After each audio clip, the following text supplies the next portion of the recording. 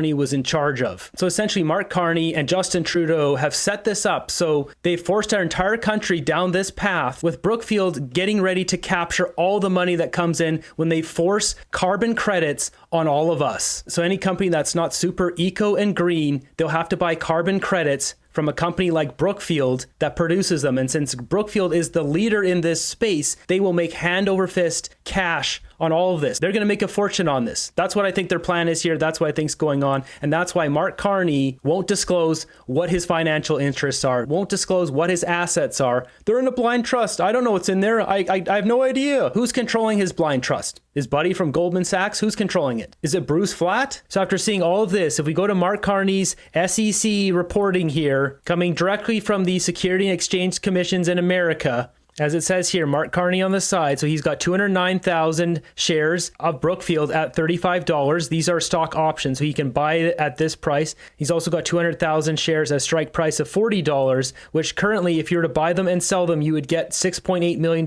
profit. That's profit if you were just to buy them and sell them. So if he pushes forward this net zero agenda and this whole carbon capture agenda and jacks up Brookfield's earnings big time, and their stock goes from $50 US to $100 to $150 to $200 to $500. Not only these stock options go way up in value, which what I can tell from other journalists are likely the options he got when he joined Brookfield. These were given to him as a bonus. He's likely bought a whole bunch of shares on top of this. He might have 10 million, 20 million, 50, $100 million of shares in Brookfield as well as this. This is the reason why we need to know what he's invested in. What stocks does he have? Does he have an extra 100,000 shares in Brookfield, 1 million shares, 10 million shares in Brookfield? Because this reeks of conflict of interest. This is beyond conflict of interest. In uncovered audio, Mark Carney admits that massive institutions like his firm Brookfield are promoting radical net zero policies, not to save the planet, but to make a lot of money off of this. So instead of playing the clip off of here, let's play it off of the source, which comes from this 54-minute video. I'm going to play a little bit extra than what he had queued up there. That market is, for all the headlines, is tiny. I mean, it's measured in the hundreds of millions of dollars. In a true transition, this is a $100 billion a year market. And so there's a big process that's underway to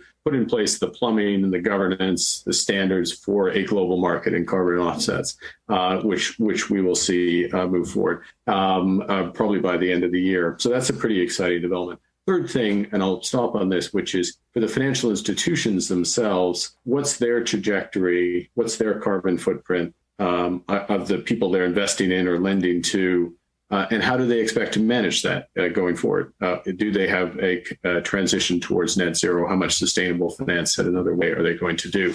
And as I mentioned a moment ago, we have some of the world's biggest institutions, many of which are headquartered in the United States, who voluntarily stood up and said, we're going to manage to net zero by 2050.